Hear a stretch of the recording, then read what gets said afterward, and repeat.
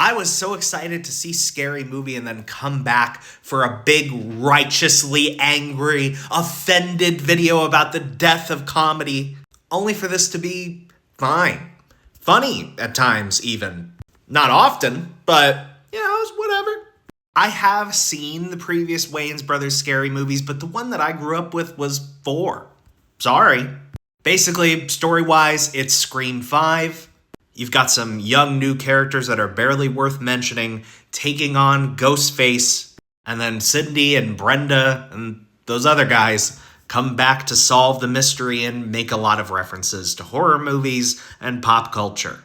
These two, Anna Faris and Regina Hall, are the reason to watch the movie. Whenever they're given a punchline that's even mildly funny, they slap it out of the park. And I wish that they had done more with Cindy being Laurie Strode and Brenda being Ma. But they do kind of get lost in the shuffle. They're just kind of there because, hey, the Wayans brothers are back. And they gotta make about 60 references to the fact that they weren't in the other movies. And this is where things can get a bit hit or miss, because a lot of their humor is just, remember that weird thing that happened in the world? Oh, live streams, 6/7, January 6th. And a lot of it just kind of falls flat. It's like, oh, brother. But in a more endearing way than I expected. I will say that. It's kind of more lovably stupid. I'll give you an example. At one point, we reunite with Officer Doofy. Holy shit, is he annoying. And he's still paranoid about COVID, and he's shoving tests up people's nose. Oh, weren't COVID-conscious people annoying?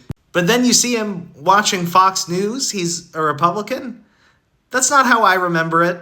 I will say, the one thing that they are pretty in touch about is the queer stuff, surprisingly. Paramount certainly encouraged them to put that "my pronouns are they, them" joke at the very front of the trailer to make you think this was going to be like a grifting movie. But this character and another character who's trans, believe it or not, are actually both pretty good. And the jokes with them are more made at other people's expense than at theirs. I guess I gotta cite some growth from Marlon Wayans having a trans kid. Good job, buddy. It's fine. Get high and see it. Whatever. If they made another one, I'd probably go, to be honest with you. I do wish in this age where horror is really blowing up that we had a horror comedy that was more clever and had stuff to say. But, alright.